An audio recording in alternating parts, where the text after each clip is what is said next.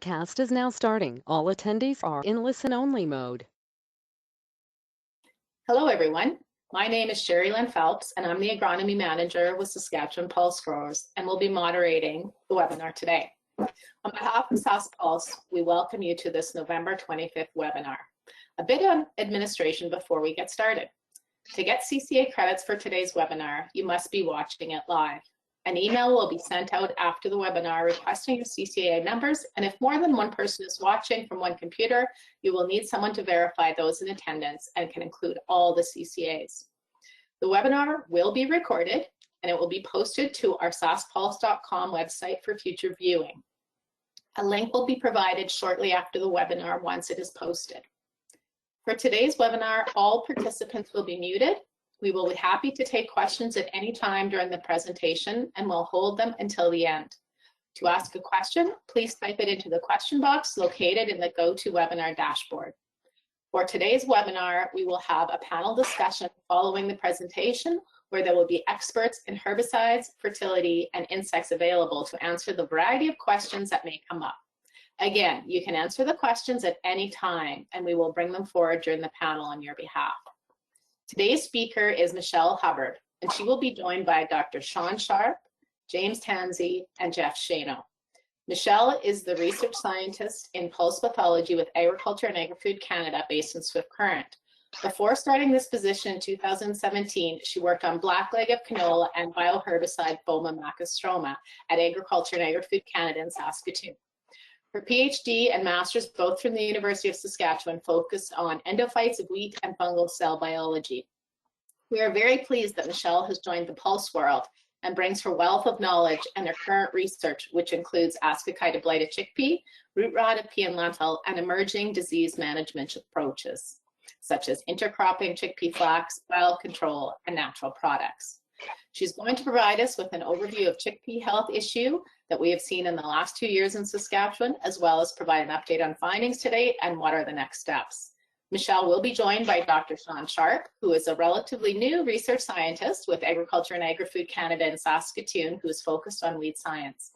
Dr. Sharp's research involves herbicides, weed ecology, precision agriculture, and integrated weed management. He has been instrumental in leading the discussions around the potential involvement of herbicides as additional stressors in this issue. Our other person that is on the panel is Dr. Jeff Shano. He is no stranger to many of us.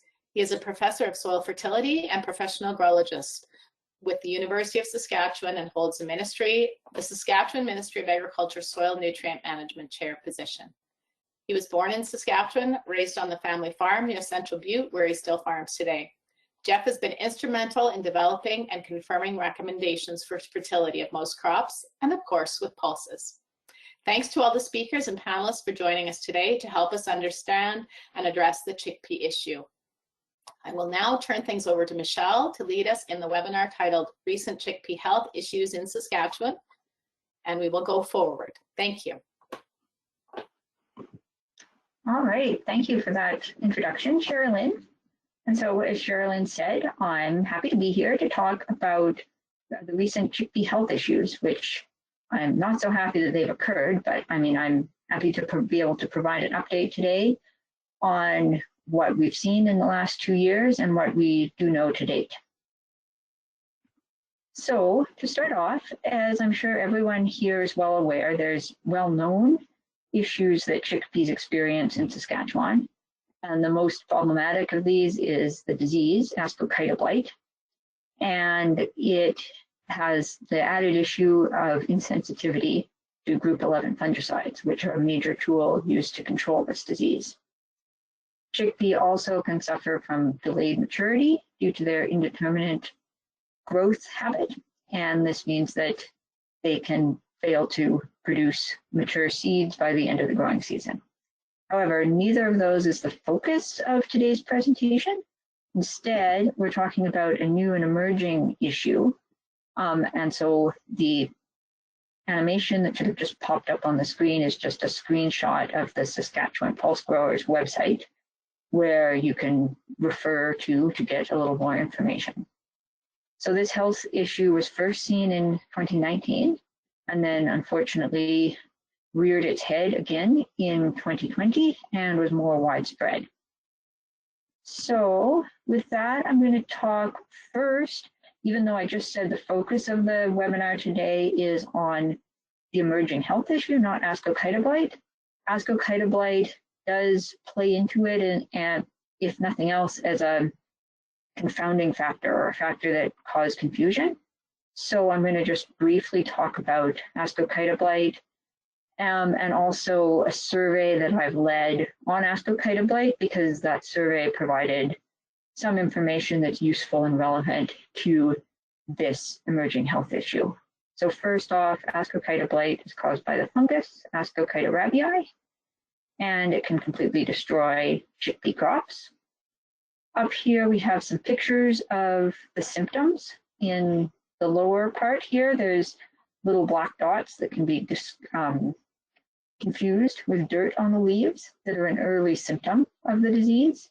And then as it progresses, it can form lesions on stems or on leaves or on pods.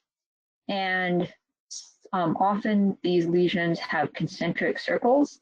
And if you look closely at these circles, there's black dots or fruiting bodies, spore-producing bodies in the lesions. And the disease is controlled by fungicides, often multiple fungicide applications, with heavy reliance on group 11 or strobilurin type fungicides.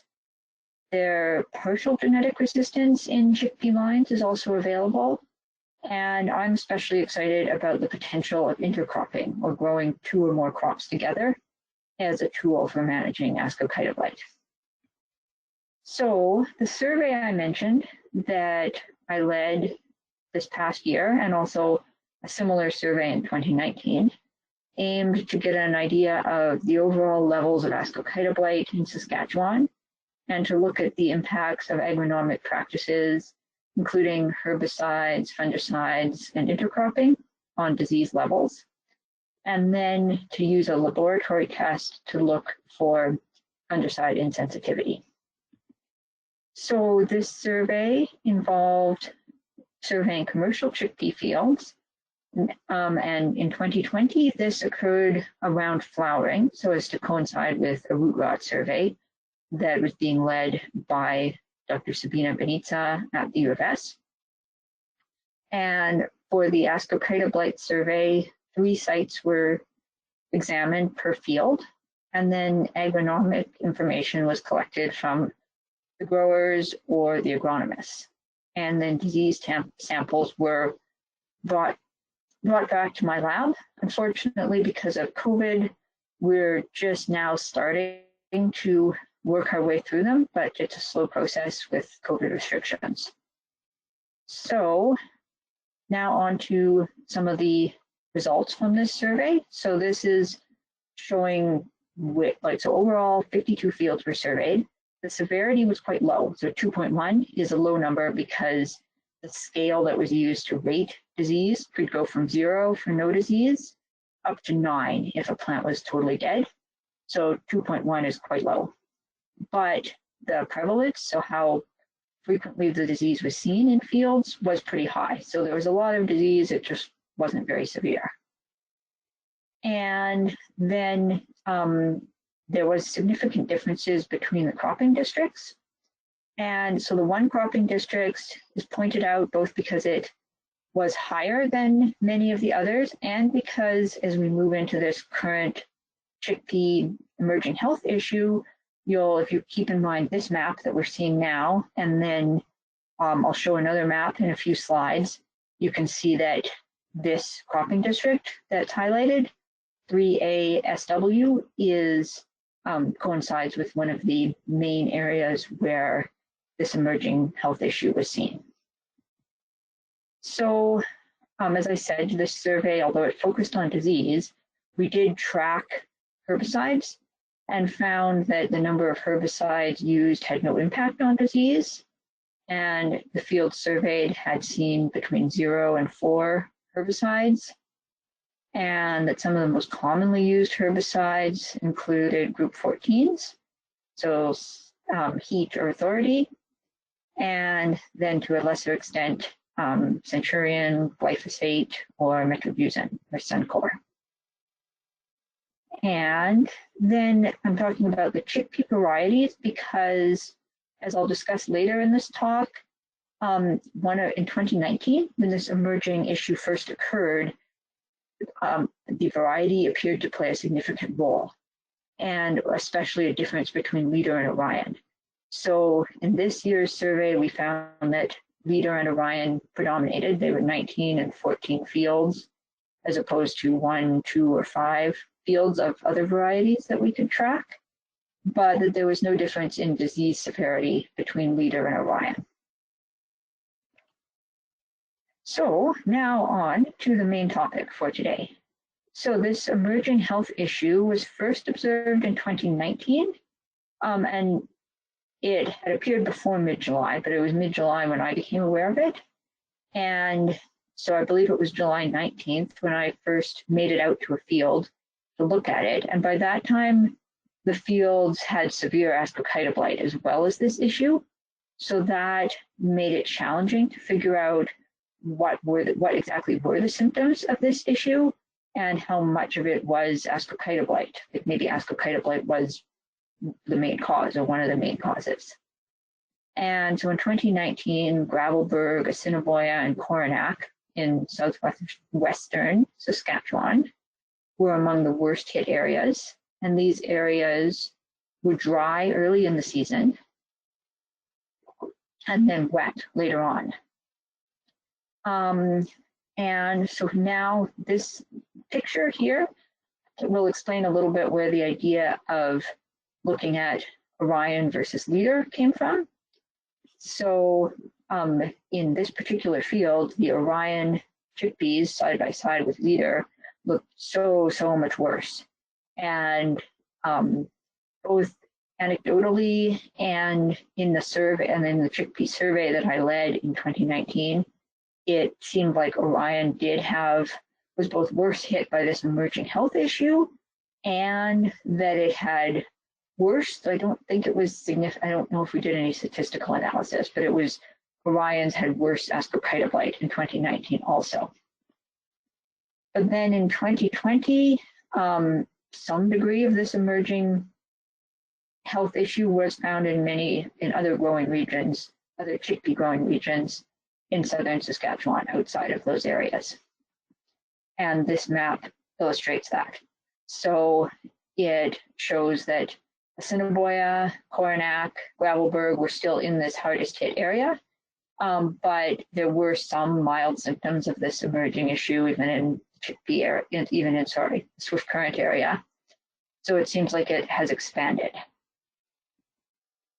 Going back to 2019, thinking about Orion being worse hit than Leader, we came up with the idea that perhaps assuming that Ascochyta blight was playing a significant role in the damage we're seeing, then Ascochyta blight has the feature of being a pathogen that can evolve quite rapidly.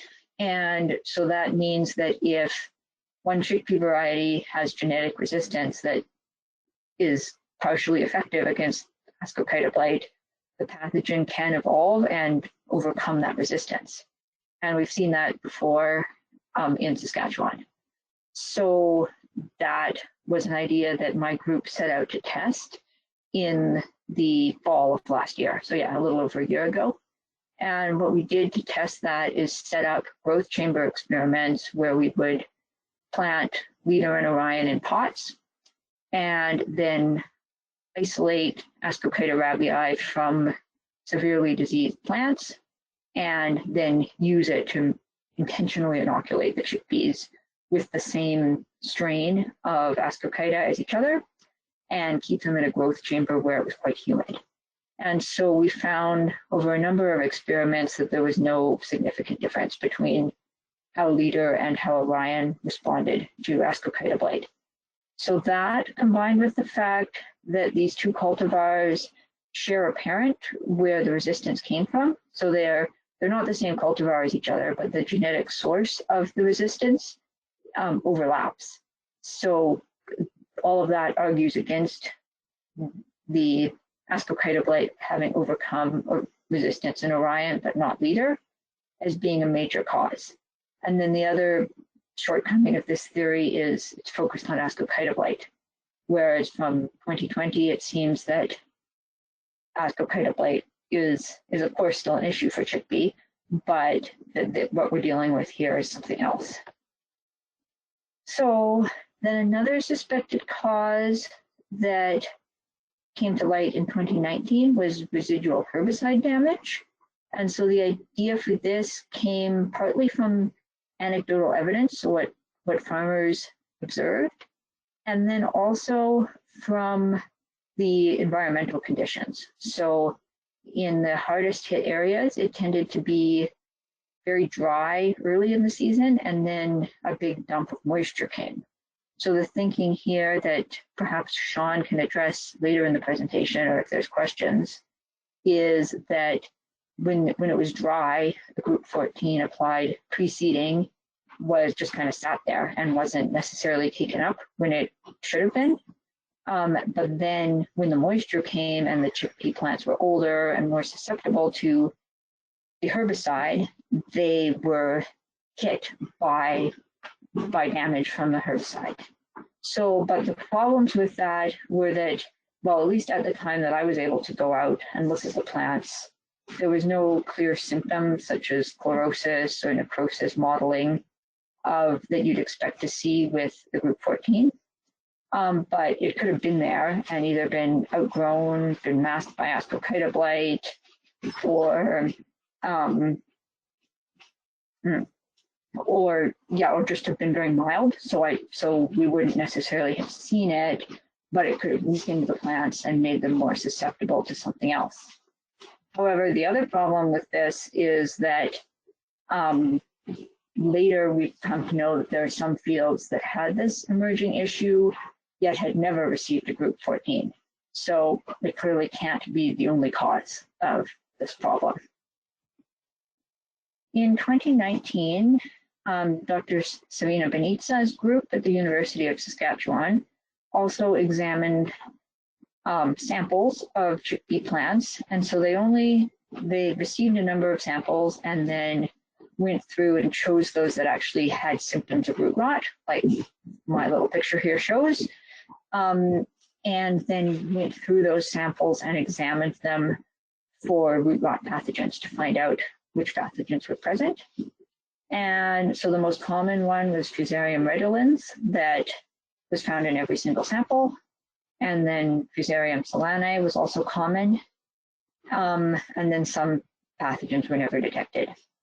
However, this was only 5 samples, and there were many fields that were severely affected that had healthy roots.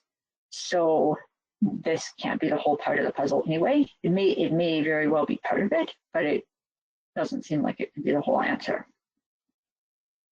Now, moving on to this year, I and Saskatchewan pulse growers became aware of this issue earlier in July in 2020. So that was helpful in the sense that we have lots of photos, and both I and Sherry Lynn were able to get out there and see fields before there was either any Ascochyta blight, or, for example, I saw a field where I could find some plants with Ascochyta blight, but they were different plants than had the emerging health issue, and the Ascochyta blight was quite mild.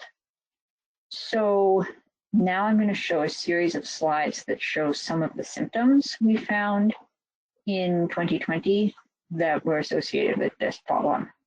So they included leaf tip chlorosis. So as these pictures show, the edges of leaves kind of yellowing and dying back. And then varying levels of leaf spotting or chlorosis or even death. So from mild little pieces of chlorosis that could even be something like surfactant burn on leaves and maybe nothing to worry about if that's all that we had, to like side branches just really dying back, to, as you'll see in some later pictures, an entire plant dying. So it became something to worry about. Then there was also discoloration. Sometimes I saw it as purpling or browning of new growth at the tops of the plants, combined with necrosis or whitening or death. So this plant here, you can see whitening and death on the top, and then some of those other symptoms I was talking about lower down on the plant. Then here's some nice pictures from Sherilyn showing from healthy unaffected plants to plants with increasing levels of tick death down to the branches are dying and the whole plant is basically dead. And then a picture I took of the close-up of the purpling or browning of the tips of plants. And more pictures of the types of leaf and branch and side branch death that we observed, compared to this is a healthy plant for comparison. And other examples of the leaf death where sometimes it looked like browning or purpling, and sometimes it was whitening. And in 2019, it was often very widespread and even in fields, which differs from what you often see with Ascochyta blight that kind of starts out in patches and spreads. But in 2020, we saw some places where it was patchy, like this field, where here was a low spot or a compacted area with whitening or a whole dead plant here, and then there'd be healthy areas surrounding it. There were other reports of sometimes knolls or rocky areas were more severely affected. Sometimes headlands were more severely affected, or field access points. And then there was some fields that were just wiped out across the board. So this is an example back from 2019 in the Coronach area. Then getting back to the root rot issue, as I mentioned with 2019, you could have affected plants that some had healthy roots, some had root rot, or had poor roots. There were also reports in 2020, so this is again these pictures are mine from 2020, where both these plants were affected above ground, but some had like mild discoloration just below the soil surface, and then some were white and clean looking. There was also reports of green nodules in some affected areas and of the growth basically being arrested. So the growth would just cease in affected fields. But then that wasn't necessarily observed in all fields. So now to move on to what we've done so far in 2020 to try to get to the bottom of this issue. So the Saskatchewan Pulse growers led a survey where so basically whole plant samples were collected and sent to a commercial lab for analysis. And so there were samples from 16 fields, broken down in 27 samples. And that was because some fields, multiple samples were obtained from a field. And 8 fields had both healthy and unhealthy areas, which were sampled separately and kept separately. And so I'm going to talk about these results, but if you want to see the raw data and the full spreadsheets of the data, you can go to this link and look at them for yourselves. So here's just illustrating how there was by sample number, and then within a given field, there was sometimes, like here, field 5 had both healthy and unhealthy, with no symptoms if it was healthy and wilting and chlorosis if it was unhealthy. And along with this survey, agronomic data was also collected, and Sherilyn Phelps led this initiative. So we collected things like the fertilizers, the herbicides, the fungicides used, seed treatment used, soil texture, precipitation. A large amount of data was collected. And so the findings from that were, well, the soils of affected fields ranged from heavy clay all the way to sandy loam. The varieties leader predominated, which doesn't surprise me because there was a suspicion from last year that well, maybe Orion is more susceptible to this problem, so let's stay away from it. So that's not really surprising. In terms of the area of the fields that were impacted, that ranged from less than 10% to the entire field. And severity was, I'm sorry, I just got a little pop-up saying my internet is slow, so I hope everyone can still hear me. That severity ranged from slight to severe. And something that was fairly consistent was precipitation, that there was the first rain was often 2 to 5 days before symptoms appeared. And Ascochyta blight was definitely more severe than what was seen in my survey. So if you remember back to the very beginning of this talk, I found an average of 2.1 out of 9, whereas this survey, the average was 5, so quite a bit more severe. And fungicides were frequently used, anywhere from 1 to 4 applications, depending on the field. So now those samples that I mentioned that were collected and sent to a commercial lab for analysis, they were analyzed for nutrients and also for herbicide residue and for disease. So these are my analysis of the nutrient results. So on the y-axis, is the nutrient percent, and then here we have the different nutrients that were being assessed.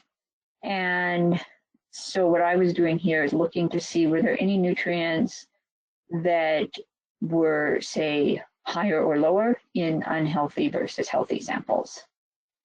And I didn't find any. They were all, statistically speaking, the same between the two categories. These two nutrients, potassium and nitrogen, were low based on the vegetative standards, and Jeff later in the question and answer session can speak more about this, but they may not be low for the reproductive phase, which is when these samples were collected. And in case I didn't make that clear earlier, these samples were collected around flowering or early podding, which seems to be when these symptoms appeared. It's kind of at that stage. The plants were flowering, maybe just starting to pod. Here it's just zooming in so you can see the less abundant nutrients and see that it's fairly convincing that, or not surprising based on the error bars, that there was really no difference between healthy and unhealthy. Then looking at a few other nutrients that were measured in parts per million. So there were a few, such as iron, that were above normal vegetative range. And then for aluminum, some were above normal vegetative range, but not all the samples. And so perhaps that's significant because aluminum toxicity can cause problems, but only some of them were. And the fact that there was no difference between healthy and unhealthy plants, in my mind, doesn't make it seem very convincing that aluminum toxicity could be the issue. And so then both of these nutrients are common and needed for optimal growth. So that the plants could have taken up more than they needed, or without it necessarily causing harm, just because it was present. Or there could have been soil from, so I think my webcam just went off due to my internet connection. So the soil could have contaminated the leaves and led to high levels. And again, in terms of ratios of nutrients, there were none, that they were all within normal ranges, and there was no differences between healthy and unhealthy plants. So to me, that says that maybe nutrients, they didn't really play a role in this issue. Then I believe I will turn this over to Sean to talk about the herbicides that we found. Yeah. All right. Thank you, Michelle. To set this up a little bit, on the y-axis is the herbicide residue in parts per million, and on the x-axis is our herbicides. Now, we were aiming at looking at herbicides that may be causing issues in the crop, in the chickpea crop directly. So ethylfluralin and trifluralin are group 3s. Imazethapyr is a group 2. Metribuzin is a group 5. Sulfentrazone and ceplufencil are group 14. And we also had included flumioxazin, which is a group 14, imazethapyr, which is a group 2. Well, I guess I said that. And a couple group 1 herbicides, including clethodim. And in this graph, we're looking at the difference between healthy and unhealthy plants. And unfortunately, we didn't really see any differences in any of the herbicides that we were looking at. If you can proceed, please, Michelle.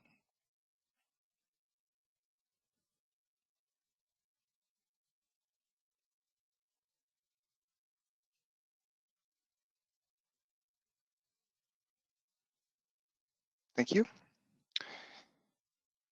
So in this next graph, it's showing a representation of how many fields that we were finding each of the herbicides sprayed in for healthy and unhealthy plants. And as you can see across the board, there's not a high number for any of them. The highest is metribuzin, but otherwise 1 or 2 to 3 fields for each of them. And there's no distinct pattern of, oh, this is the underlying herbicide that may be causing the issue. You can proceed again, please, Michelle. Thank you. And this is just an overall for all of the herbicides. Again, looking at healthy to unhealthy plants, and we just weren't seeing any differences, unfortunately, here. Please proceed, Michelle. And this is from Michelle's disease survey. We were concerned about metribuzin because we do know that it does have an influence on Ascochyta severity overlap there as well. And in her survey, she actually was not seeing this. And please proceed, Michelle. And then again, we didn't have any detectable limits for these herbicides, which includes flumioxazin, imazethapyr, and then our 2 group 1 herbicides.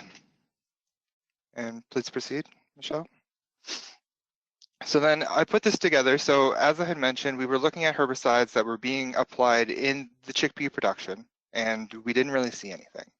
There's no clear trend that this herbicide or that herbicide is going to happen, or that's happening to influence the injury that we're seeing.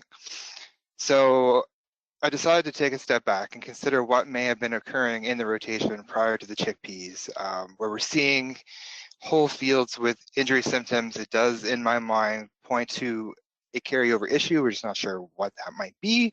So here I've kind of put together a couple herbicides that I think may be influential. And I'll preface this with saying, with integrated pest management, it's oftentimes many little hammers. And I believe with the range of symptoms that we're seeing here, it's kind of the opposite issue. Is we're having many little cuts that are causing stress to the chickpea. So I'll bring to your memory that there was stress issues with water beforehand. And we know that metribuzin tolerance is not the highest, and that our group 14s may not have been moving into the soil to be incorporated. So there are other issues that aren't quite explained by that as well. But as far as considerations moving from wheat in particular into chickpeas, oxen carryover in particular, fluroxypyr and clopyralid, I am concerned about. Now these herbicides are very stable compared to 2,4-D or dicamba. They are absorbed in treated vegetation, and then it's actually fairly persistent, so that when that vegetation breaks down, it's released back into the soil. I couldn't find a lot of information on fluroxypyr, but for clopyralid out of Montana, I did see warnings about 18 months replanting interval for chickpeas. And then in Australia, I found some information where with clopyralid, if it's dry and we do get a heavy rain, we may see washing into the soil of that substance from the wheat stubble, which would also be explained by the patterns that we're seeing in relation to precipitation. I also wanted to bring attention to the group 2 chemistry. I'm not as concerned about that as I am the group 4, but as I was going through the labels, I was seeing some of them do not have the language for chickpeas, and I've listed the actives there, whereas about half of them do, and these were just labels with just that active ingredient. I didn't check any tank mixes or things like that, like the prepackaged tank mixes. So we're still looking at around 10 to 11 months pre-plant interval, although a few of the labels are just saying you can plant the next year. These herbicides are broken down in the soil by microorganisms. So if there are environmental conditions which may limit their presence, which may include limited precipitation or rainfall, it may be that these are being more persistent and sticking around to injure the chickpeas than it would be on a normal year where there's plenty of precipitation at the start. I believe that wraps things up, Michelle. Yes, thank you, Sean. That was great. So now moving on to disease. So as I mentioned before, the samples were examined for a wide range of diseases, both root and foliar. And so here, this graph shows on the y-axis the percent of samples in which a given pathogen was detected. So for example, if we look at Ascochyta species, which is Ascochyta rabii, it was 100% for both healthy and unhealthy. But then if we look at something like Phytophthora species, there was 0% in the healthy and less than 10% of samples of unhealthy samples had Phytophthora species detected. And but nothing, there was nothing that stood out as, oh, look at this. There's a like most or all of the unhealthy samples had it, and none or very few of the healthy samples had it. So like Pythium, for example, a root rot pathogen that's common in chickpea, did have some difference, but I mean, half of the healthy samples still had it. So moving on from that, still in disease, if you looked at just the total, like pooling all diseases, there was really no difference. My thinking in doing this was just maybe it's not one particular pathogen per se, but the pathogen load in unhealthy samples, and that really doesn't seem to be the case. Then many of the diseases were detected by qPCR, so a molecular method where you can get a abundance level. And so then I did an analysis where I looked at the abundance of each of these pathogens and could do a statistical analysis to see were some more abundant in unhealthy samples versus healthy samples. But again, nothing. They were very similar. Like there was a slight difference, but it wasn't statistically significant for Ascochyta rabii. And then for all the others, very, very similar. Here we just zoom in on the y-axis so you can see it a little more clearly that there was.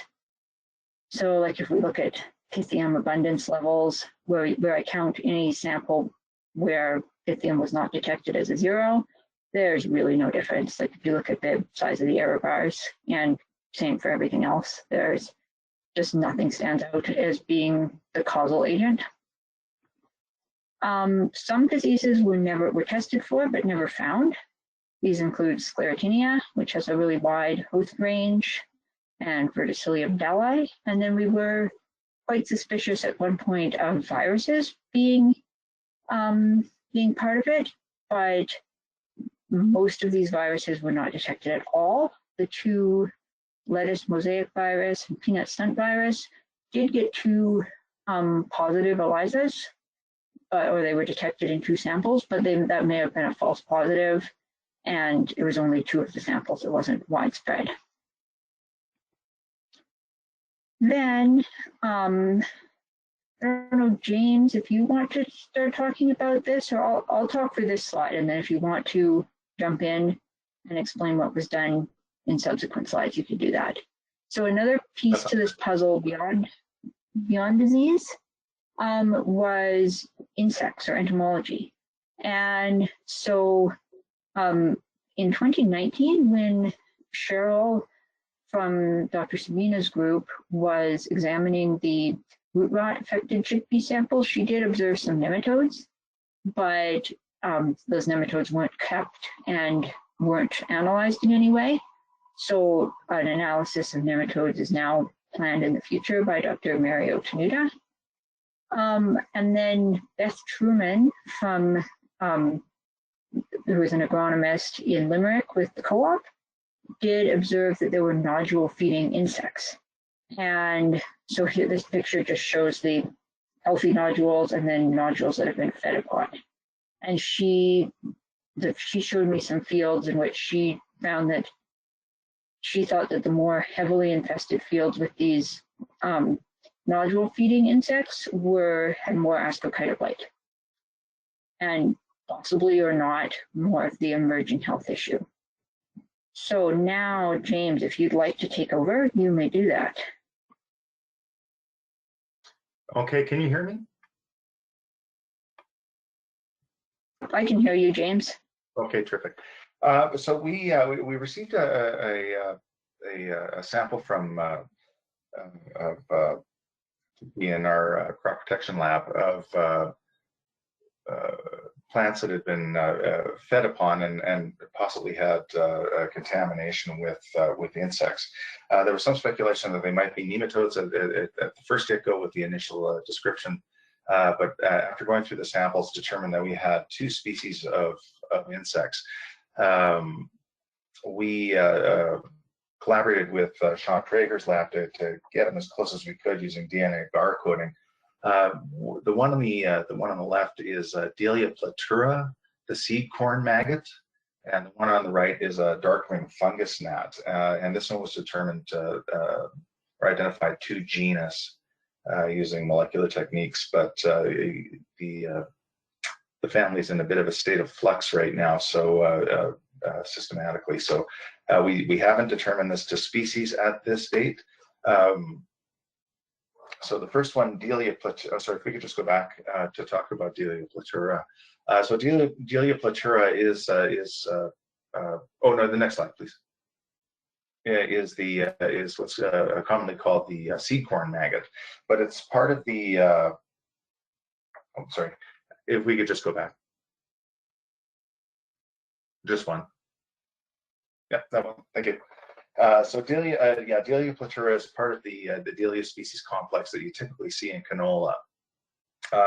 So we've got 5 species that are typically found in canola. Delia radicum is the prevalent one in the province, but it can also include Delia platura. So as indicated by the common name, the seed corn maggot, this thing has a pretty broad host range and will feed on a number of plants.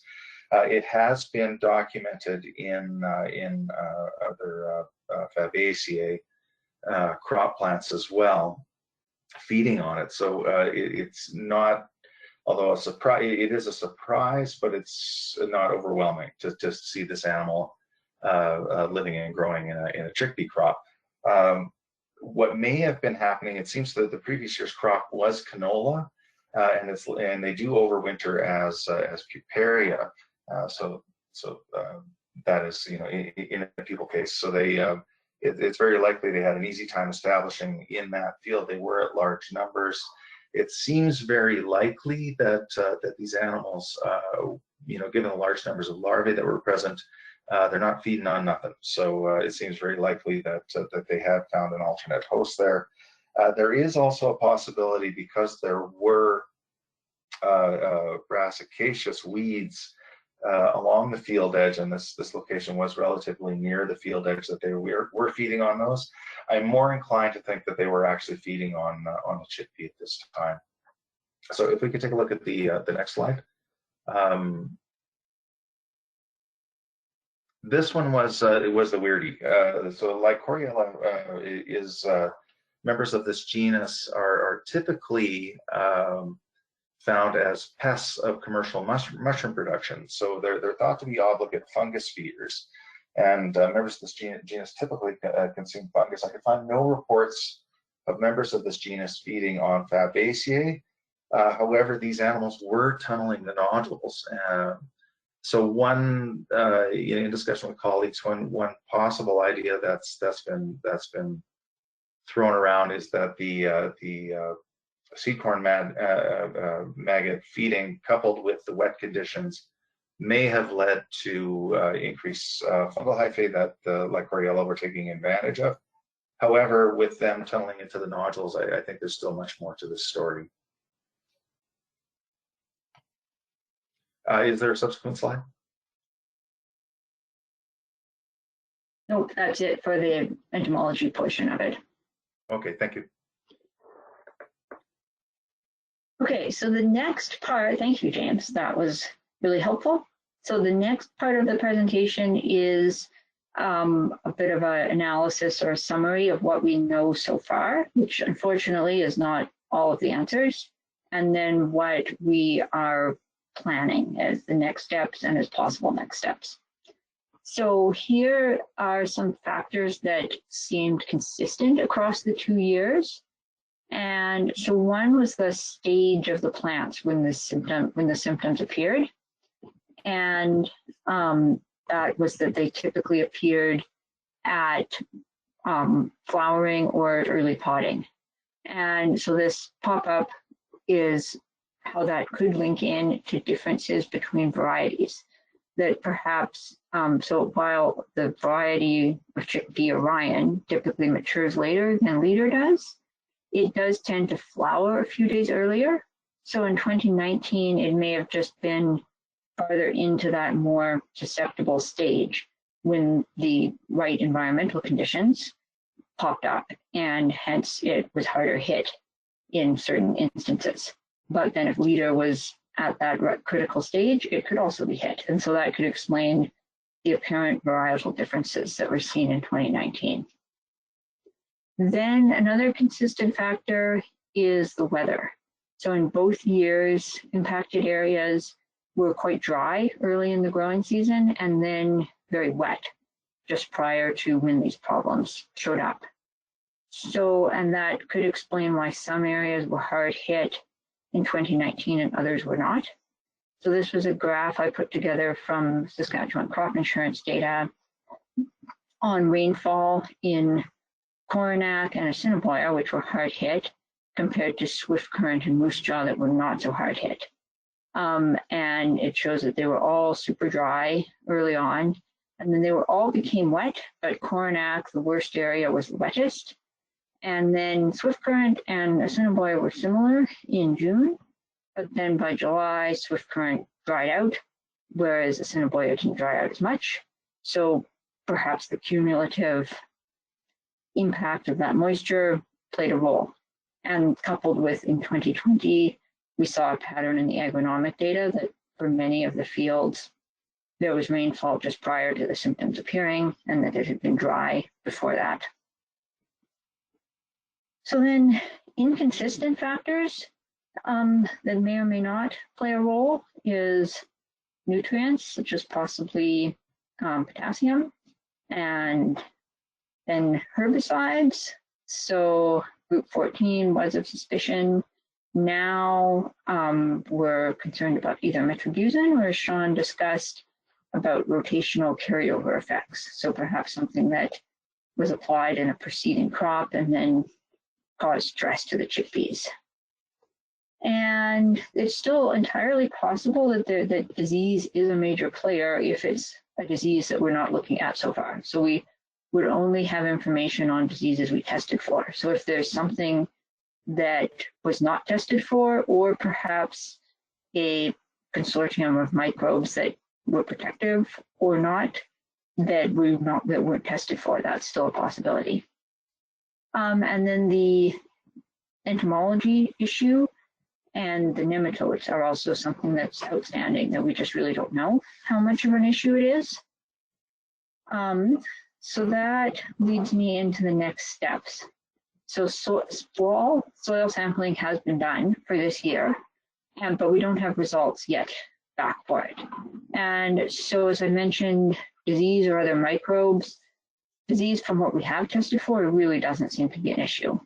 But there might be something else that was not tested for. So Dr. Jennifer Town and Kim DeMontso of Agriculture and Agri-Food Canada in Saskatchewan are microbial ecologists, and they plan to sequence and sort of broadly scan the soil samples to look for differences. And so by amplicon sequencing, they can look at a wide range of things, not just specific diseases that we're targeting, and see if there's differences in something else that we haven't thought of that could either be a disease or perhaps the presence or absence of something protective.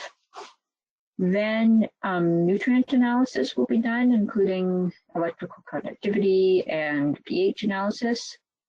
And then Dr. Mario Tenuta of the University of Manitoba plans to look for nematodes in those samples and see what can be found. Sean and I and Jeff have an ADF proposal that would in part include a survey in 2021. Hopefully, of course, this problem doesn't occur in 2021, but a survey could be, if it does, having unaffected and affected fields, or having a pre-planned survey that's we're going to do at the right time rather than waiting for the problem to occur could be very helpful. And then we would also like to do some controlled environment or pot studies, looking where we try to reproduce the issue and see if perhaps by having the factors we know about, like drought and then moisture when the plants reach the likely important stage of flowering, and then test other things such as herbicides and see what differences we can come up with, if any. Those are some of the next steps. And so with that draws this presentation to a conclusion. And so I'd like to really acknowledge the many people that made this possible, especially the agronomists who collected the soil samples and the plant samples that we've mentioned in this presentation. Without their hard work, we wouldn't have any of this. And then growers or farmers who gave permission, the Saskatchewan Pulse growers for taking the lead, and then the other scientists, such as Dr. Maria Tenuta and Jennifer Town and Tim DeMontso for their involvement and advice, and then to Dale Rizzula with the provincial government. And so with that, here's my contact information and Sherilyn's. And I and the other panelists would be happy to do our best to answer any questions. Thank you, Michelle. That was a very informative presentation and lots of information that you've gone through. Also, thanks to Sean and James for helping out on the presentation as well. So right now, we do appreciate everyone's input, and all these people that have been presenting today, as well as the panelists, are part of our chickpea diagnostics team that is trying to address this issue. At this moment, we're going to open it up to the panel, and all of your questions will be entertained. So if you do have a question, please put it in the question box. That's part of the GoToWebinar dashboard, and then we will address it to one of the panelists. And we do have panelists with specific expertise, so it's an opportunity to ask those tough questions or those burning questions that you've had. So again, we have Michelle Hubbard, who is a pathologist and brings expertise in diseases. We have Sean Sharp, who brings expertise in herbicides, fertility and soil with Dr. Jeff Shano, and insects with Dr. James Tansey. So now we can move on to our question period. I'm going to ask our panelists to just share their videos, and then when a question is directed at them, they can also unmute themselves. That way we can see who our panelists are, and we can, Michelle, if you can stop sharing your screen, I think we can hide the presentation, which allows the panelist videos to be more visible. Perfect, thank you. So one of the questions that we had regarding this issue that came in from a few different people was just asking a little bit more about where this disease is most prevalent. We seen the map where you had the area in Saskatchewan that had the hot spots, but was it also found in other parts of North America, such as the northern US, and what about other countries? Have you had any discussions or any findings that have, experience relating to something like this? And I'm going to open it up, I guess, to all of you panelists. Yeah, well, I can start with an answer to that. So that's a really good question. And so we have been, between the Saskatchewan pulse growers and others of us in this group, we've been in contact with people from the northern US. And if I remember correctly, they did see some of this in 2019, but not so much in 2020. And we've also, in 2019, they did some testing for viruses, but didn't find anything conclusive or helpful on that. And then we've also been in contact with scientists from Australia, but again, didn't exchange pictures and discuss the issue, but nothing came out of that they were like, oh, we've seen exactly this. It's definitely this disease or this herbicide. I talked about this issue at the Western Forum of Pest Management last month, and the issue of a fastidious prokaryotic organism came up, but I'm not sure if that's exact. That didn't sound to me like it was exactly the answer, but it was something that other agronomists brought up. So if anyone else has something, so too soon. If anyone else has something to add, I'll stop. I can speak from our perspective. I know I was in communications with research and extension folks in Australia because they are a large grower of chickpeas, and sent a lot of the symptomology and photos down there to see if they have dealt with something like that, and they hadn't. The closest thing they had was a result from waterlogging, so waterlogging stress where they get some sort of blighting, but they had not seen anything exactly what we're seeing here. Another question, I'll move on to another question. Similar to kind of where things have been happening, there's a question about intercropping and whether we've seen any differences in some of the intercrop fields, as well as the influence of those intercrops on the Ascochyta side of things. So that would be for you, Michelle. All right, thanks whoever asked that. I love talking about intercropping, so I'm happy you asked. So from my survey, there were fields that were intercropped, and I did see a difference in terms of the level of Ascochyta, that there was less Ascochyta in intercrop fields than monocrop fields. The caveat with that is that it's not a perfectly controlled system. Like those fields weren't side by side, or even better, like a split field. So there could have been other factors that accounted for that difference besides intercropping. In small plot trials that unfortunately because of COVID didn't happen this past year, but in 2019 we did see some differences where intercropping in a controlled replicated setting reduced Ascochyta blight. The other thing I can say about my survey results is that it was not due to the reduced disease in intercrops, was not due to more fungicides being applied. In fact, it was the opposite, that there were fewer fungicides used in the intercropping fields than in the monocrop fields, which is something I'm very excited about because of the emerging issues with fungicide insensitivity.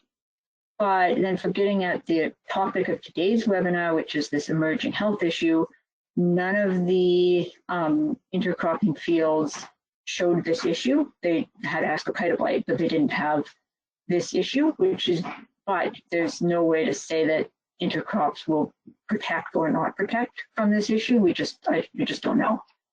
So that it would be lovely if they could, but I have no evidence to say one way or the other on that.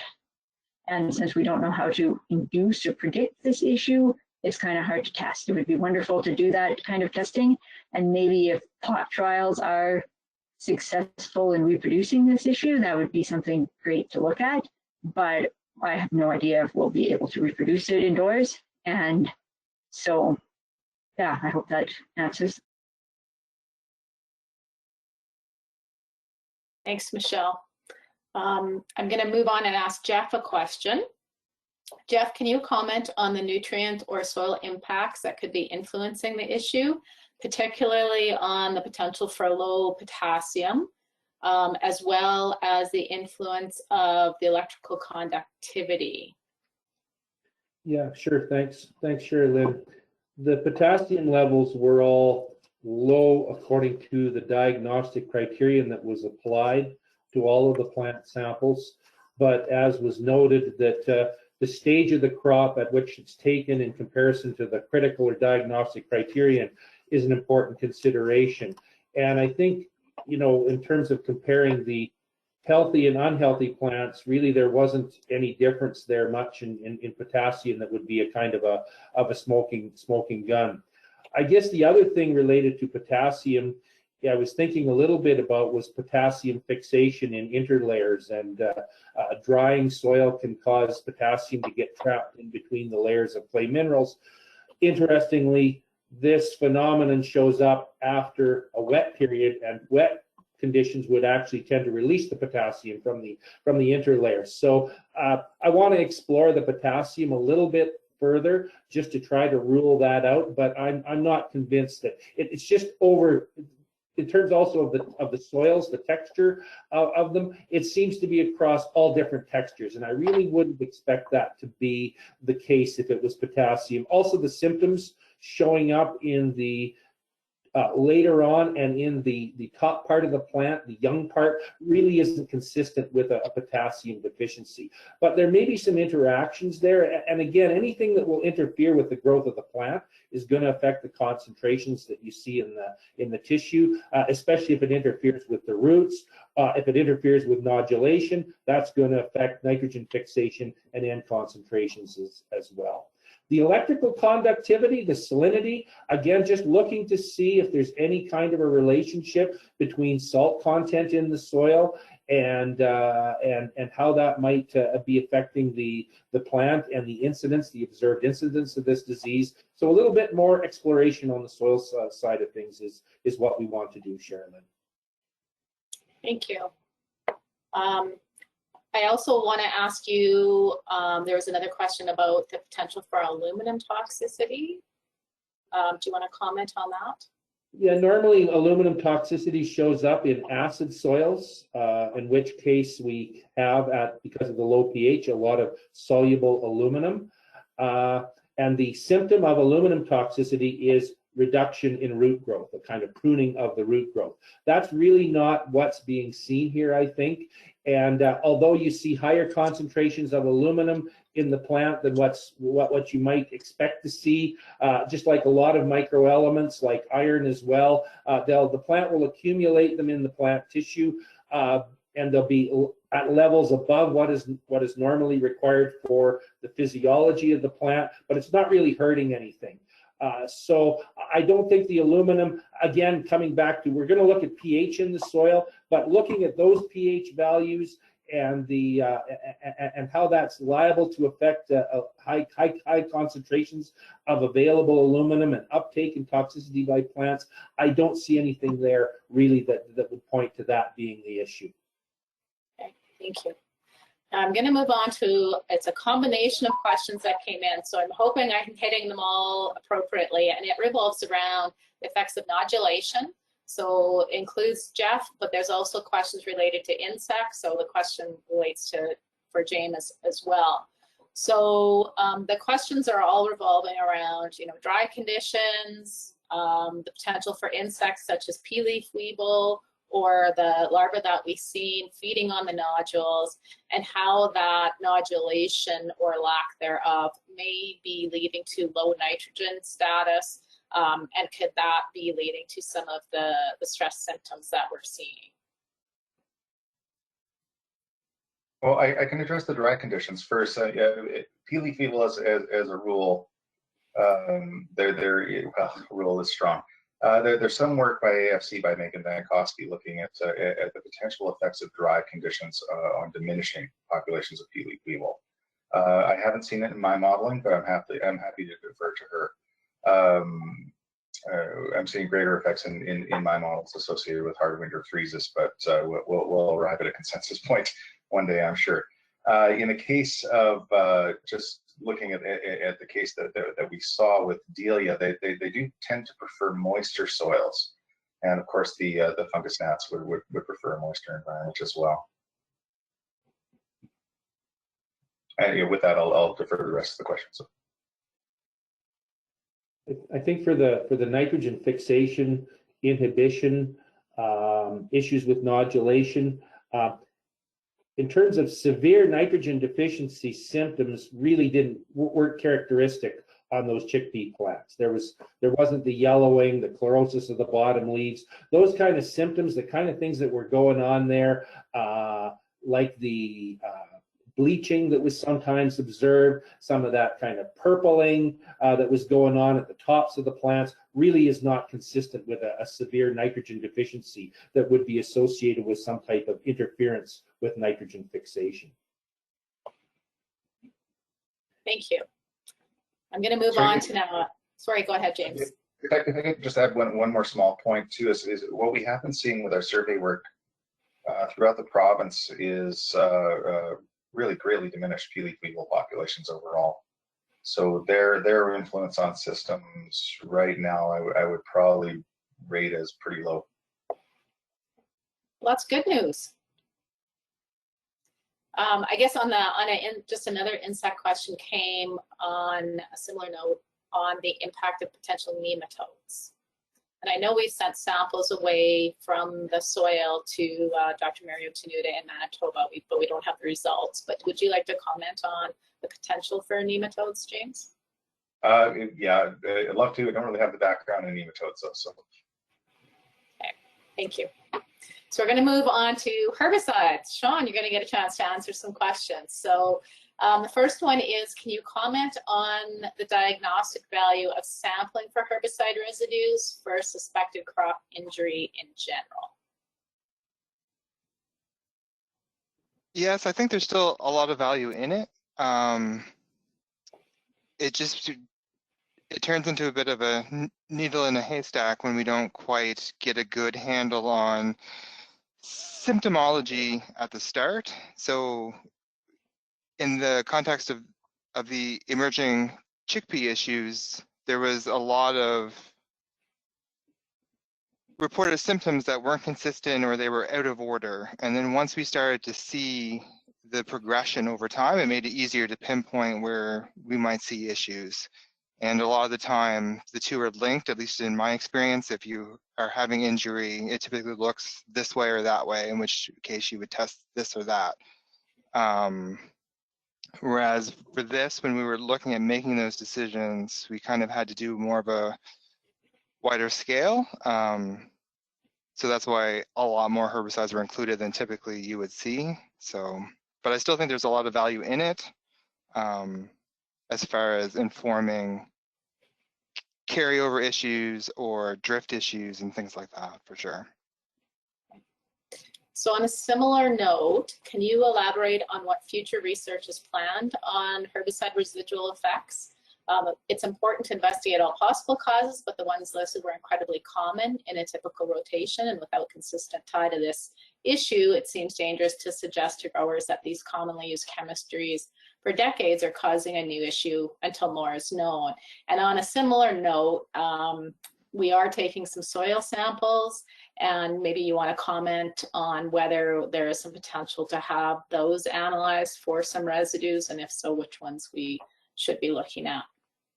Yeah, so for the group 2s, I'm not as concerned about those. I only want to highlight in the context of the many little cuts theory that it may have an influence, whereas when we start seeing apical epinesty or wilting, and we're seeing growth malformations, and we're seeing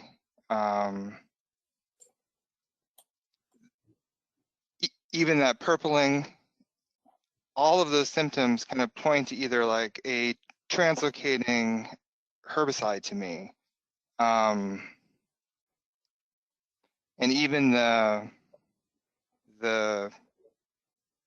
leaf margin chlorosis can also point. It's more attributed to metribuzin in chickpeas, but I have seen damage on other crops where we will see the margins damaged because you may say cupping, but if the impact is too quick, it may just chlorose and die.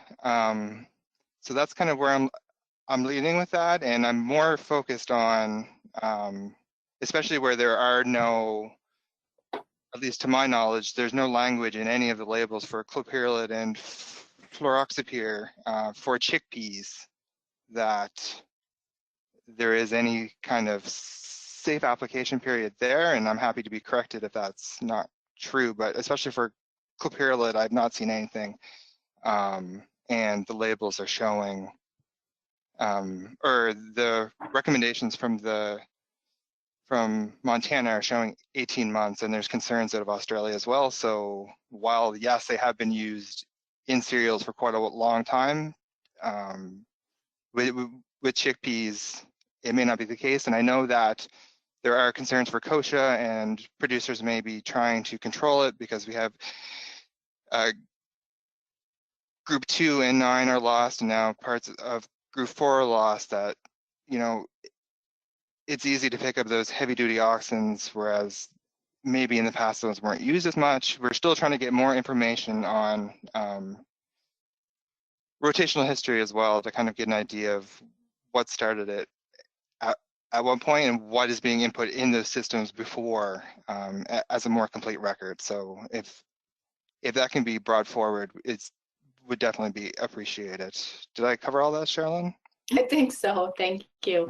I've got tons of questions here, but I'm only going to ask 2 more, and I've given Michelle a break, so I'll come and I'll ask Michelle a couple questions. But while I'm asking those questions, I'm going to end the panelist discussion with one question for each of you, and it's going to be what your recommendation is in kind of a 1 or 2 sentence for growers going into 2021 based on what you know now, and sort of what is your best guess for trying to minimize the impact of this issue going forward.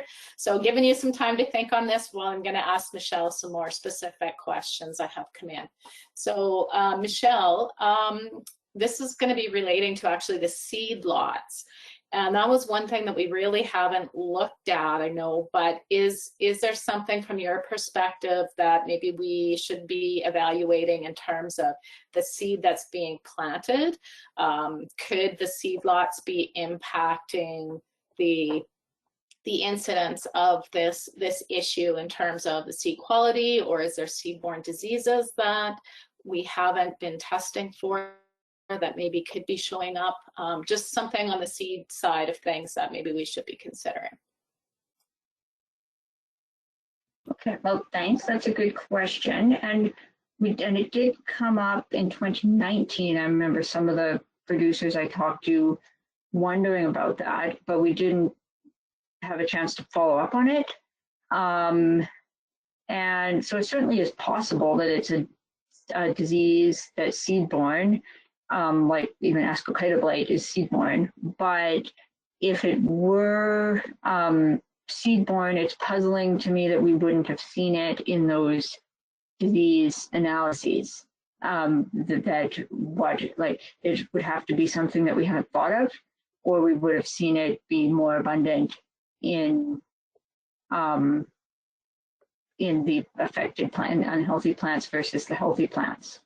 And granted, it could have spread. It could have been in the seeds initially, and for many diseases, it's important if the disease kind of gets an early start. But then I would think you would expect to see it at a heavier level. So I really can't think of anything specific that comes to mind beyond the and since it didn't occur at the seedling stage either, and I don't think we asked any questions about emergence or anything like that. No, but we didn't have anyone bring up issues. So for example, if the seeds were damaged and then they were more easily infected by some soil-borne pathogen that we are not aware of, perhaps that would come up in an emergence, but I really can't think of anything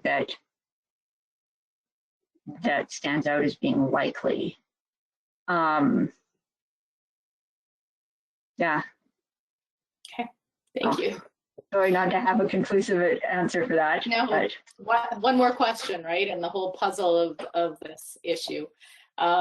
Switching gears and talking about fungicides, is there been any relationships that you've noticed between fungicide type or timing on the chickpea health issue? No, there really hasn't been. Even in my survey, which wasn't looking at this chickpea health issue, there wasn't.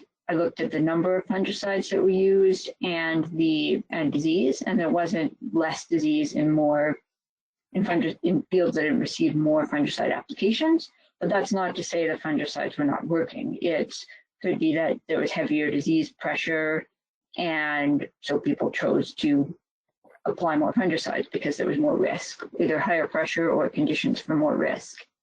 And from everything we could gather, it didn't seem to be an issue of people being, say, neglectful about applying fungicides, like waiting too long or not applying them at the proper interval. It seemed that fungicides were used fairly typically and appropriately. And some of the little white fleck symptoms that were seen on the chickpea leaves could be surfactant burn, but if that was the case, that's nothing to worry about and that's normal. So I don't think that could really, the fact that then it progressed to more severe symptoms, I really wasn't able to pin out any connection between any particular fungicide or lack of fungicide and this issue. Thank you. I think with that, we'll move on to sort of our closing question. And there still are other questions, and some of them that we'll try and figure out how we're going to get the answers out to you. And some of them are very specific, and we can reply directly to the person that asked the question. And I guess moving forward, I'm going to give Michelle a chance to just think about what her closing comment is going to be, and I'm going to move to Sean. Do you have your thought on what a recommendation for growers and agronomists is going into 2021? What is your kind of best recommendation to try and mitigate this chickpea health issue from what we know so far? Okay, yeah, I think my best recommendation would be to be cognizant of what was applied, especially in wheat the year before, for those particular auxins that I have concerns about carrying over. Yeah, and just scouting. We don't have a lot of information about what's happening and what those symptoms are after rainfall. Like in 2019, there was a large gap, and there's still a bit of a gap. So to kind of narrow down symptomology, I would recommend adding a scouting instance if we do get the environmental conditions where it's really dry and then it's wet again, and just kind of continue that for a couple trips, just to kind of document that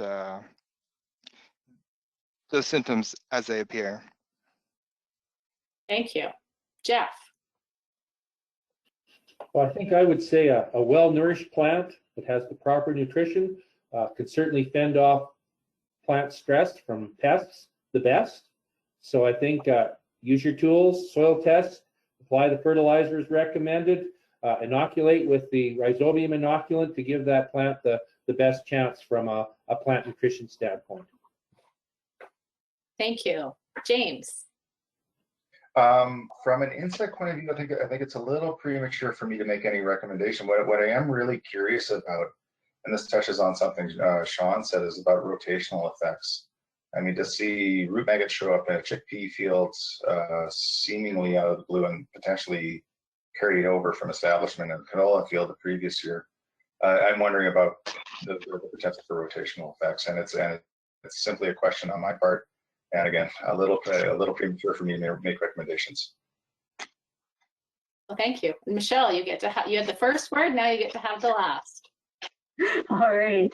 Well, unfortunately, I'm not in it. We don't have all the answers, so I can't make a definitive recommendation. So I guess what I'm just thinking, if I were a farmer, I would probably, and I were in that area of Saskatchewan that's been hardest hit, I would probably keep my chickpea acres really limited and follow all the normal good practices, like everything Jeff mentioned, and then good practices for disease management, like choosing clean seed and a good rotation and scouting and applying your normal fungicides. And I would also encourage people, if they're up for it, to try a very small area of chickpea and flax intercrop and see how that goes, both from a point of view of if this issue were to come up and for Ascochyta management, and to kind of do a comparison, have a little bit of intercropping just to see if it works for you, and a little bit of monocrop. And then if you do choose to go ahead with chickpeas, to be very, keep track of what you can and scout, especially around that flowering and potting stage, to look for the issue if it does come up. And then I think if I were a grower more outside of that area, I would be, of course, it may come back. This issue may come there. This may come back to bite me, but I would be less worried and would probably go with planting as much chickpea as you would normally, but just be don't increase your acreage and be careful about all of these good practices. And I would still recommend trying a little bit of chickpea flax intercropping and see how it works for you. Okay, well, thank you. So I guess that ends sort of the panel discussion. And I'm just going to have a few reminders here at the end of this. So the reminder for the CCAs, an email will be sent out requesting your CCA number. And you also have the opportunity to provide suggestions for future webinars. This webinar was recorded and will be posted to our YouTube page, so that's on saskpulse.com, as well as shared on the SPG Facebook page and Twitter handle. An email will be sent out to you regarding where the recording is on the webinar, and we are pleased to say that there is a new document, a new fact sheet, that is a report of the results that Michelle has presented to date. So you will find the symptoms, the report, and the results all in a document that is available on the website and will be included in the email as well. I want to say a big thank you again to Michelle, James, Sean, and Jeff for their expertise, not only for doing this panel presentation and webinar, but also for their expertise on the diagnostics team that's helping us to try and identify what is causing the issue. And I want to say a big thank you to the agronomists and growers who have been part of the scouting and the surveying, providing samples, the plant samples, providing soil samples, and really supporting us in trying to figure out what is going on. I also want to say a big thank you to everyone that's participated today and bringing forward the many questions. Thank you to everyone and have a great day. Thanks, Shirley. Thank you.